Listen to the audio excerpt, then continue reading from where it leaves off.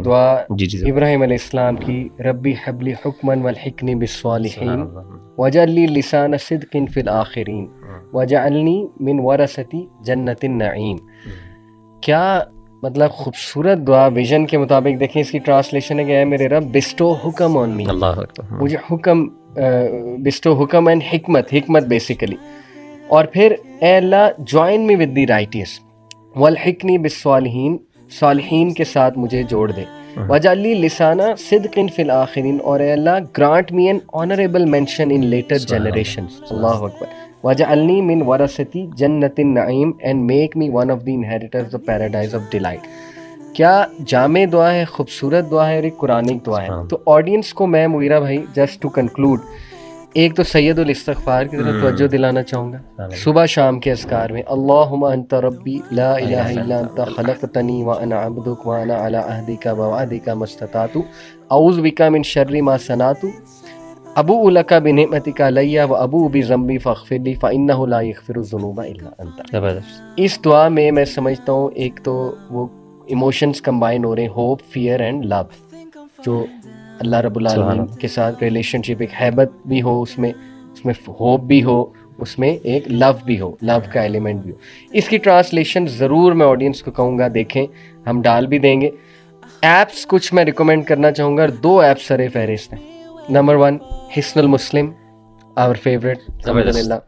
حصن المسلم ایپ ضرور ڈاؤن لوڈ کریں آڈینس، اور اس میں سے دعائیں ایکسپلور کریں، پڑھیں، ذرا ڈبکی لگائیں اس ایپ میں، غور و فکر کریں. وَإِيَّاكَ نَسْتَعِينُ کیا کام کیا ہے ماشاءاللہ الہدا نے.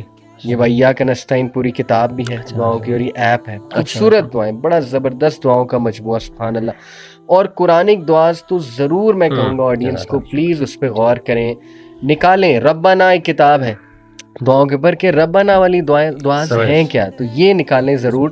اور صبح شام کے اذکار جیسے مغیرہ بھائی آپ نے کہا ڈیفینیٹلی مسٹ ٹو ڈو ہے صبح شام کے اذکار، اس کی طرف میں توجہ دلانا چاہوں گا.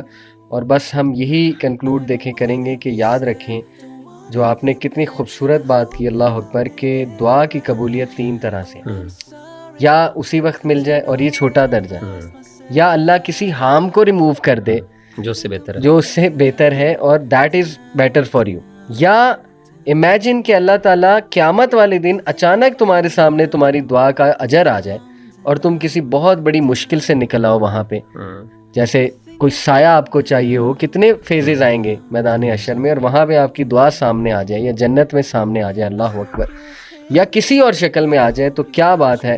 تو اللہ رب العالمین کے ہاں مایوسی تو ہے ہی نہیں، اور اللہ تعالیٰ اپنے بندوں سے اتنی محبت کرتا ہے. یہ ہمیں اسی دن پتہ لگے گا جب راز کھلیں گے کہ دیکھو یہاں پہ کیسے تمہیں سیو کیا، یہاں پہ تمہیں کیسے سیو کیا. لیکن یہ کہ استغفار کثرت سے کریں انشاءاللہ.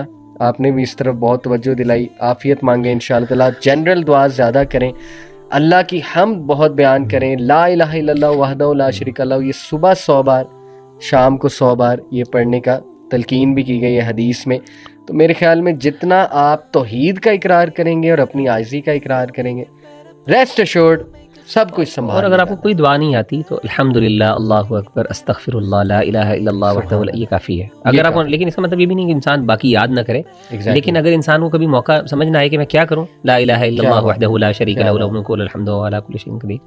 اور ایک بات سوری میں ایڈ کر دوں کہ اتنی اسپیسیفک دعاز بھی احادیث میں مینشن ہے، جیسے آپ ان ایپس میں جائیں گے دشمن سے بچنے کی. ہاں بالکل. ابھی ریسنٹلی کسی نے مجھ سے مشورہ لیا کہ جی وہ مجھے کوئی مارنا چاہتا ہے، کوئی فیملی کا جھگڑا تھا، کوئی پراپرٹی کا جھگڑا تھا، تو مجھے بڑا ڈر لگتا ہے. اب ڈر کی دعائیں بھی ہیں، خوف کی دعائیں، بالکل، اللہم اکفنی بما شئت. پھر اسی طرح وہ جو ہے اللہم انا نجعلک فی نحورہم ونعوذ بک من شرورہم.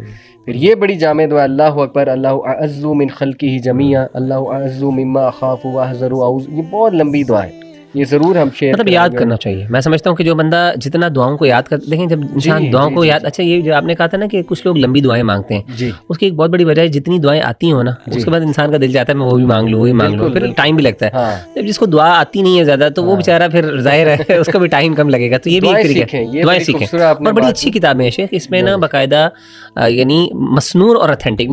میری کوشش، میں ریکمینڈ یہی کروں گا بھائیوں اور بہنوں کو کہ بھائی ऑथेंटिक रिवायात पे, ऑथेंटिक दुआओं में जाएं, वो इतनी ज़्यादा हैं जी कि उसके बाद आपको ज़रूरत ही नहीं। हाँ गुंजाइश ही नहीं कोई तो और उसके बाद, हाँ लेकिन उसके बाद भी अगर कोई बंदा कहता है नहीं मैं मेरी सेटिस्फैक्शन अपनी ज़ुबान में मांग, फिर कोई मसला नहीं, आप मांग सकते हैं, बिल्कुल सही, लेकिन बिल्कुल आइडियल बेहतर है कि मसनून तो ये मांगें। हमने दो ऑथेंटिक ऐप्स हिस्नुल मुस्लिम और वइय्याक नस्ताइन। तो एक भाई ने मुझे बताया कि मुगीरा भाई ये जो दुआ है ना, अल्लाहुम्मा इन्नी अऊज़ु बिका मिनल हम्मी वल हज़नी वल अज्ज़ी वल कसदी वल बुख़्ली वल जुबनी व ज़लाइद दैनी व ग़लबतिर रिजाल, कि अल्लाह मैं पनाह मांगता हूँ कि लोग मुझ पे गलबा पाएं। ऐसा ही है, ज़ालिमों के कहर से। उसने मुझे खुद बताया भाई ने कि अली भाई जब भी मेरी किसी टेढ़े बंदे से मुलाकात हो ना, जो मैं ये मुझे पढ़ लेता डर हो, मैं ये पढ़ के जाता हूँ और कहते हैं कि उसकी ज़बान को गिरा लग जाता है। मतलब ये कहते हैं मेरा पर्सनल एक्सपीरियंस है कि वो बंदा बोल नहीं पाता मेरे यहाँ। सुभान अल्लाह, ऐसा ही है। This is beautiful. तो जस्ट टू कंक्लूड आपकी क्या जो है वो, मैं आखिरी बात ये कहना चाहूँगा, एक अदब रह गया दुआ का जो बहुत इंपॉर्टेंट है, वो मैं कवर कर लेता हूँ इंशाल्लाह और बात ख़त्म करता हूँ।